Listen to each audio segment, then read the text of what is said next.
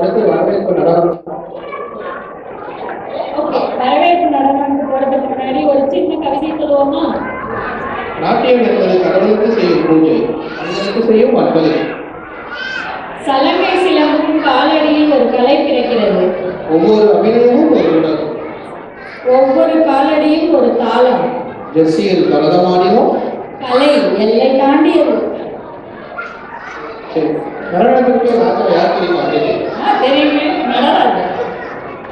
சிவபெருமான் தாண்டவம் ஆடும்போது உலகமே நடுங்கியது. ஆனால் அந்த நடனம் புதுதை பிறப்பிருந்தாரு. அதே உணர்வோடு இன்று நம் மாணவ மேடையில் ஆடப்போகிறோம். பரதநாட்டியம் பற்றி நாங்கள் சொல்வதை விட நம் பள்ளி மாணவி கனிஷ்கா சொன்னா இன்னும் நல்லா இருக்கும். கனிஷ்கா அவர்களை மேடை கலைக்கிறோம்.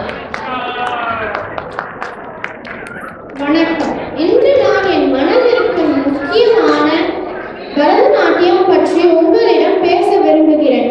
பரதநாட்டியம் என்பது இந்தியாவின் அழகான செவ்வியல் நடன வடிவங்களில் ஒன்று. 2000 ஆண்டுகளுக்கும் மேலாக கோவில்களில் இறைவனுக்கு காணிக்கையாக நிகழ்த்தப்படுகிறது. பரதநாட்டியத்தில் ஒரு அழகான தத்துவம் உண்டு.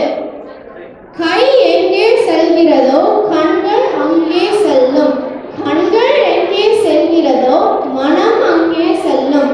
மனம் எங்கே செல்கிறதோ பாவம் பிறக்கும். பாவம் இருக்கும் இடத்தில் ரசா அழகு உருவாகும். கை கண் மனம் உணர்வு எல்லாம் சேரும் போது நடனம் வெறும் அசைவாக இருக்காது, ஒரு உயிர் கொடுத்த கதையாக மாறும்.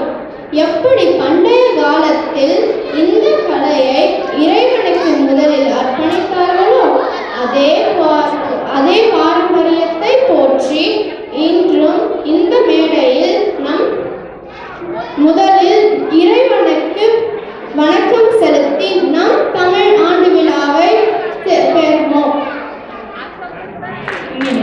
நன்றி கனிஷ்கா. தமிழ் சூப்பராக. நம் மாணவர்கள் பரதம் ஆடும்போது நம் நெஞ்சம் நிறையும். கண்களை மூடாதீர்கள். ஒவ்வொரு அசைவும் ஒரு கவிதை.